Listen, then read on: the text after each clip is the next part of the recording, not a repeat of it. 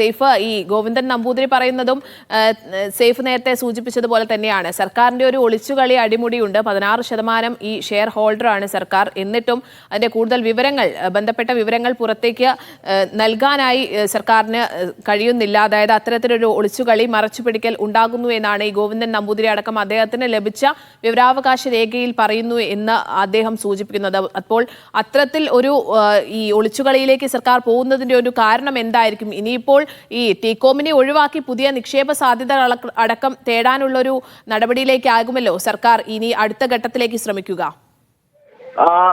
സ്വാഭാവികമായിട്ട് അങ്ങനെ തന്നെ അനുമാനിക്കേണ്ടിയിരിക്കുന്നു.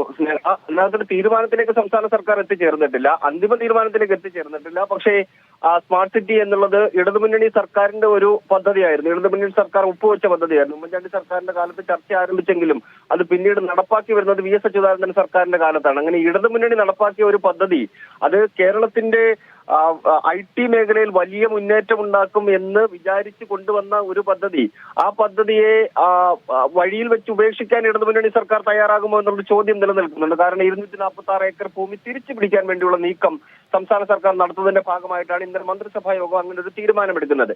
അങ്ങനെ തിരിച്ചു പിടിച്ച് സംസ്ഥാന സർക്കാർ നേരിട്ട് ഈ പദ്ധതി നടപ്പാക്കാൻ വേണ്ടി തീരുമാനമെടുക്കുമോ, അല്ലെങ്കിൽ മറ്റേതെങ്കിലും കമ്പനിയെ കൊണ്ടുവരാനുള്ള നീക്കം സംസ്ഥാന സർക്കാർ നടത്തുന്നുണ്ടോ? ആ ചോദ്യം പ്രസക്തമായി നിലനിൽക്കുന്നുണ്ട്. ഒരുപക്ഷെ സംസ്ഥാന സർക്കാർ അത് നേരിട്ടോ അല്ലെങ്കിൽ മറ്റാരെങ്കിലും കൊണ്ടുവന്ന് ഈ പദ്ധതി നടപ്പാക്കാൻ വേണ്ടിയുള്ള നീക്കം നടത്തുകയോ ചെയ്യാനുള്ള സാധ്യത തള്ളിക്കളയുണ്ട്. എന്തായാലും ആ പദ്ധതി പൂട്ടിപ്പോകും എന്ന് കരുതാൻ കഴിയുന്നില്ല. കാരണം ചില ആൾക്കാരുമായി സംസാരിക്കുമ്പോൾ അത് അങ്ങനെ അവസാനിപ്പിക്കേണ്ട പദ്ധതി അല്ലല്ലോ എന്ന ചോദ്യം ചിലർ മുന്നോട്ട് വെക്കുന്നുണ്ട്.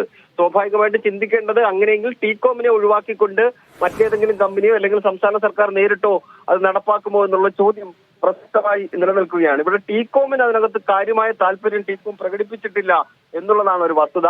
സംസ്ഥാന സർക്കാരിന്റെ തീരുമാനം, ഇന്നലത്തെ മന്ത്രിസഭാ യോഗ തീരുമാനപ്രകാരം ഇവർ ഇൻവെസ്റ്റ് ചെയ്ത കാര്യങ്ങളുടെ ഭാഗമായിട്ട് അവർക്ക് നഷ്ടപരിഹാരം നൽകിക്കൊണ്ട് ഈ ഭൂമി ഏറ്റെടുത്ത് സംസ്ഥാന സർക്കാരിന്റെ കയ്യിലേക്ക് കൊണ്ടുവരിക എന്നൊരു തീരുമാനമാണ് മന്ത്രിസഭാ യോഗത്തിന്റെ ഭാഗത്ത് നിന്ന് ഉണ്ടാകുന്നത്. പക്ഷെ കരാർ പ്രകാരം നമുക്ക് ലഭിക്കുന്ന വിവരമനുസരിച്ചിട്ട് ഓരോ വർഷവും, അതായത് ഈ പദ്ധതി 2011 ഒപ്പിടുന്നു, അതിനുശേഷം ഓരോ വർഷവും ഇന്ന ഘട്ടങ്ങൾ പൂർത്തീകരിക്കണം എന്ന കൃത്യമായ നിബന്ധന അതിനകത്തുണ്ടായിരുന്നു. ഓരോ വർഷം 10 വർഷത്തിനുള്ളിൽ 90,000 തൊഴിലവസരങ്ങൾ, 88 ലക്ഷം ചതുരശ്ര അടി കെട്ടിടം, അതിൽ 69 ലക്ഷം ചതുരശ്ര അടി IT മേഖലയ്ക്ക് വേണ്ടി മാത്രം തുടങ്ങി കൃത്യമായ നിബന്ധനകൾ അതിനകത്തുണ്ടായിരുന്നു. ആ നിബന്ധനകൾ പാലിച്ചില്ല എന്നുണ്ടെങ്കിൽ സ്മാർട്ട് സിറ്റി എന്ന് പറയുന്ന കമ്പനി അല്ലെങ്കിൽ ആ സംവിധാനം, ദുബായ് ഹോൾഡിംഗ്സിന്റെ കീഴിലുള്ള ടീകോം എന്ന കമ്പനി, അവർ സംസ്ഥാന സർക്കാരിന് നഷ്ടപരിഹാരം നൽകേണ്ടി വരും എന്ന തരത്തിലായിരുന്നു ആ കരാർ എന്നാണ് നമുക്ക് അറിയാൻ കഴിയുന്നത്.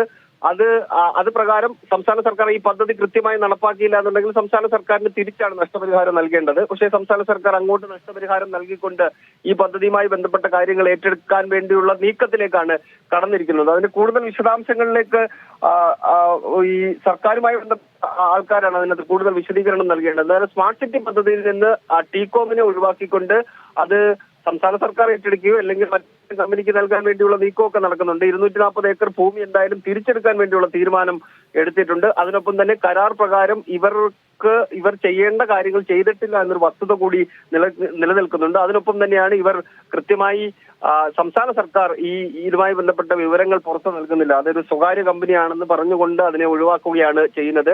പക്ഷേ സംസ്ഥാന സർക്കാരിന്റെ 16% സ്മാർട്ട് സിറ്റി പ്രൈവറ്റ് ലിമിറ്റഡ് എന്ന കമ്പനിക്ക് 16% ഓഹരിയുണ്ട്. അതിന്റെ ചെയർമാനായിട്ടുള്ള ബോർഡ് ഓഫ് ഡയറക്ടേഴ്സിന്റെ ചെയർമാനായിട്ടുള്ള ആൾ മുഖ്യമന്ത്രി പിണറായി വിജയനാണ്. അത് സംസ്ഥാനത്തിന്റെ മുഖ്യമന്ത്രിമാരാണ് അങ്ങനെ സാധാരണഗതിയിൽ വരുന്നത്. ഇപ്പോൾ മുഖ്യമന്ത്രി പിണറായി വിജയനാണ്. അങ്ങനെ ഒരു സംവിധാനത്തിൽ എന്തുകൊണ്ടാണ് വിവരാവകാശ നിയമപ്രകാരം ഇങ്ങനെ വിവരങ്ങൾ നൽകാതിരിക്കുന്നത് എന്നുള്ള ചോദ്യം കൂടി അവിടെ നിലനിൽക്കുന്നുണ്ട്. ശരി.